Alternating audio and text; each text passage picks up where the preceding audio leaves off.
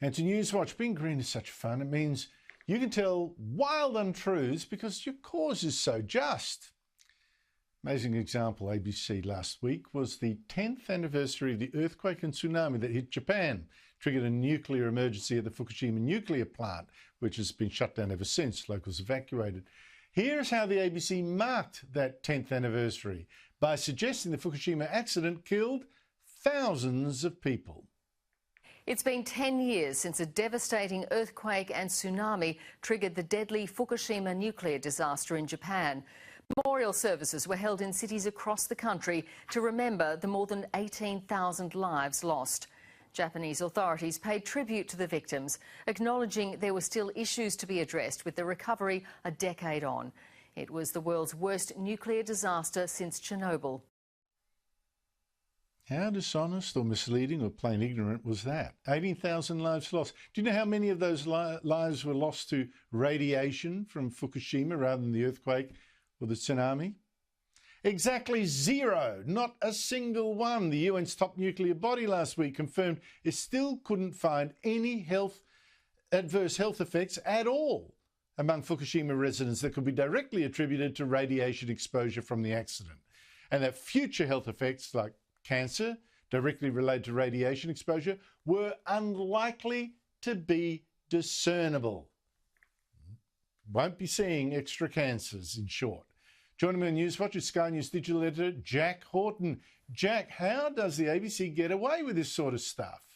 Good evening, Andrew. Well, look, I really hope that this is just a case of shoddy journalism from our billion-dollar-a-year taxpayer-funded national broadcaster. But I'm not 100% sure, because there is this nefarious push among the left to really demonise nuclear energy. And I hope that that's not the case. I hope there's not the link. But, I mean, for the broadcaster which has an obsession, particularly which pushing those climate policies and targets, it's actually something that we should be advocating for, not insinuating it led directly to the deaths of 18,000 people. Correct. No, that's absolutely correct. But this is one of those mistakes you make in a good cause that no one feels inclined to correct.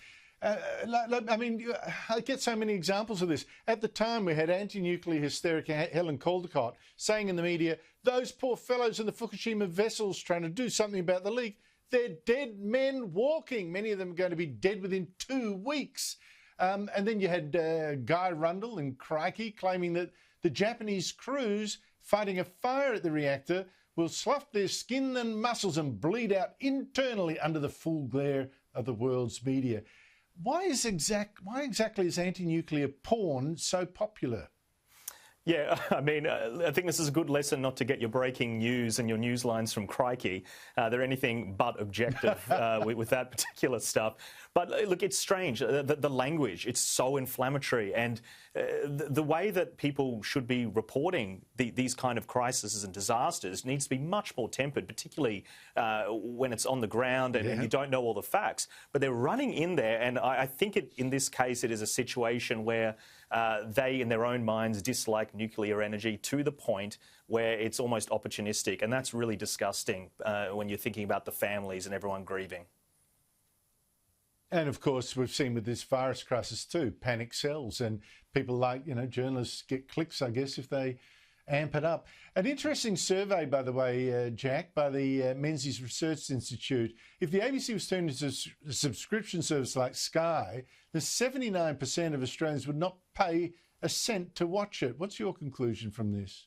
Well, I mean, it's a perfect segue from the previous story, isn't it? They don't have to cater to any advertisers. There's no need for them right now to make sure that their journalism is accurate, objective, honest. It's run internally by people in boards who just say, trust us, it is. Then you get journalism with the likes of Louise Milligan, which has, clear agendas and malice and mistakes and destroys people's lives.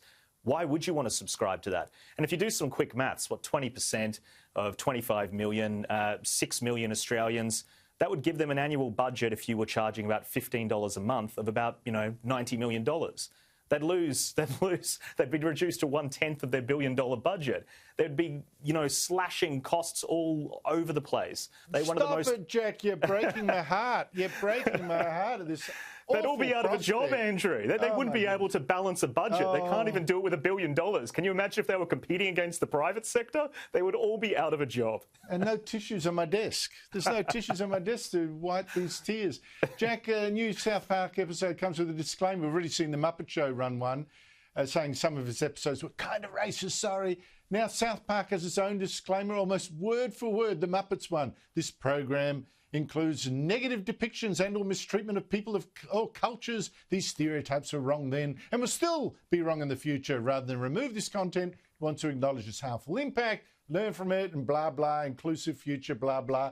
Like the Muppets, this show should not be watched by anyone. The point of this, Jack? They've got a brilliant sense of humour. South Park has been very clever at hitting Disney, actually. A lot of it to do with Chinese censorship and obviously the horrible genocide and crimes which is happening over in China. Disney doesn't care. They'll go and film segments from movies in areas where they're holding Uyghurs in detention camps with mass rape and torture happening there, and they'll work with the government. But then Disney will put disclaimers on culturally insensitive content, and obviously South Park is playing into this because they don't care. They're funny and they put comedy first, and I think bravo to these writers still having the courage to do this kind of stuff because honestly I just love seeing the left in a tizzy on Twitter. Yeah, and I also like the calling out the have it both ways hypocrisy. Like, we've run a really racist show and this show should not be watched by anyone. We've still put it up, and if we put a little disclaimer in, then it won't matter so much. If we're just a tiny bit racist, it's just so stupid. The whole thing. I wonder when people are going to get jack of it. I shouldn't have said that, jack of it. No, anyway, Jack Houghton, thank you so much for your time. My pleasure.